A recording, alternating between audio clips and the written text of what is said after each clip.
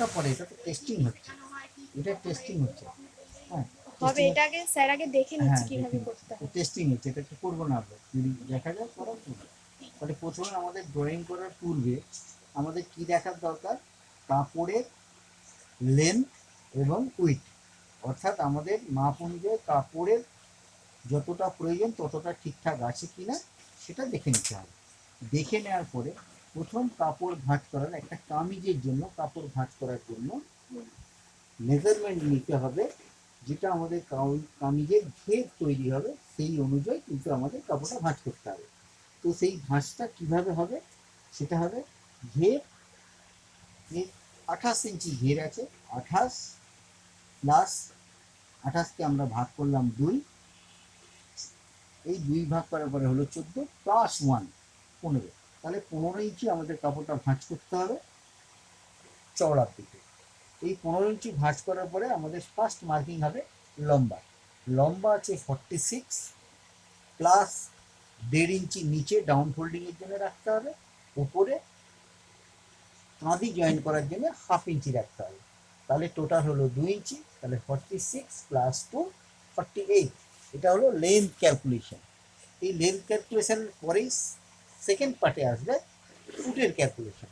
তাহলে ফুটের ক্যালকুলেশনের জন্য আমাদের কী করতে হয়, তাহলে ফুটের ক্যালকুলেশন করার জন্য আমাদের দুটো জিনিস লাগে, সেটা হচ্ছে সামনে গলা এবং পিছনে গলা দুটোকে অ্যাড করে সেটাকে 4 ভাগে ভাগ করে যে ফলাফলটা বেরোবে সেই ফলাফলটাকে অরিজিনাল ফুট থেকে মাইনাস করে 2 ভাগে ভাগ করে ফুটের মার্কা করতে হবে।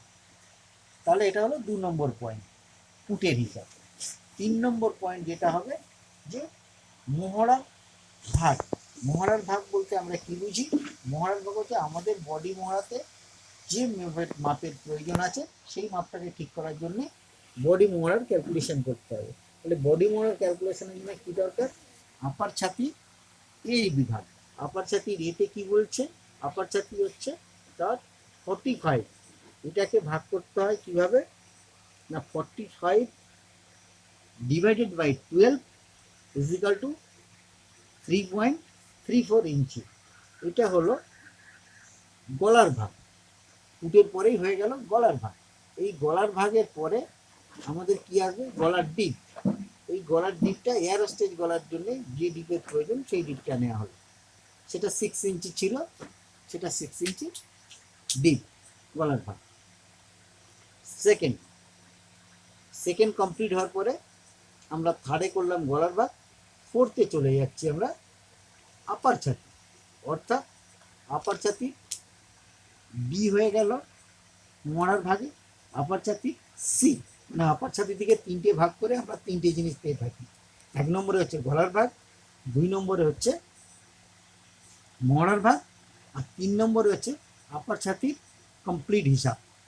তাহলে আপার ছাতি ছিল কত 45, তার সঙ্গে লুজ অ্যানাউন্স আমরা যোগ করলাম 3, টোটাল হলো 48 divided by 4 is equal to 12, 2 inch extra margin যেটাকে আমরা সিম বলি, ক্লাই মার্জিন সিম। তো এই হয়ে গেল আমাদের ওপর পশ্চিম। তারপরে আমরা যখন ফিফথে যাচ্ছি, ফিফথে কি পাচ্ছি, ফিফথে পাচ্ছি লম্বালম্বি পয়েন্ট, যেটাকে বাস্ট পয়েন্ট বলা হয়। বাস্ট পয়েন্টটা লম্বালম্বি আড়াআড়ি, ওটা হচ্ছে মিডিল চেস্ট। মিডিল চেস্টের হিসাব কি থাকে, middle chest divided by 4 plus extra margin, অর্থাৎ যেটাকে আমরা সিম বলে থাকি। সিম অর্থাৎ ফ্লাই মার্জিন। তারপরে কি থাকছে, গলার ভাগ থেকে লম্বালম্বি বডি লেন্থ, যেটাকে আমরা চেস্ট বলে থাকি, বডি লেন্থ। এই বডি লেন্থকে আমরা লম্বালম্বি চেস্ট বলে থাকি।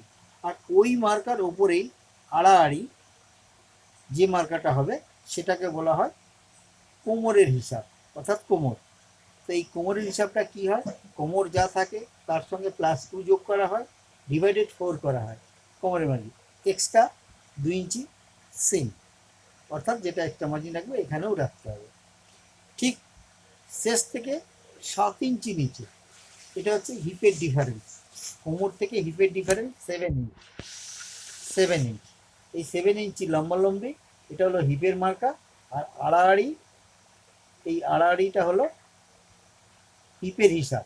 তাহলে হিপ আপনার কত ছিল 47 ডিভাইড 47-এর সঙ্গে +2 করা হলো, 47 + 2 49 divided by 4 12.14 plus 1 inch side folding margin, অর্থাৎ এটা হলো হিপের হিসাব আড়াআড়ি। তো এই পর্যন্ত এই স্ট্রাকচারের পরে আমরা চলে আসছি নিচে ডাউন গের। ডাউন গের কত ছিল?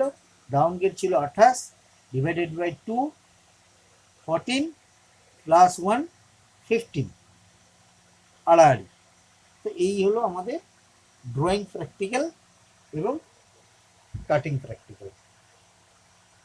এটার বিস্তারিত আরও করা যাবে, যেটা আমরা লং যখন টোটাল ক্লাসটা হবে তখন। এরপরে স্লিভস আরমোল বা স্লিভস মহারা ডিটেলস আরও দেখো, এটা রেখে দিন।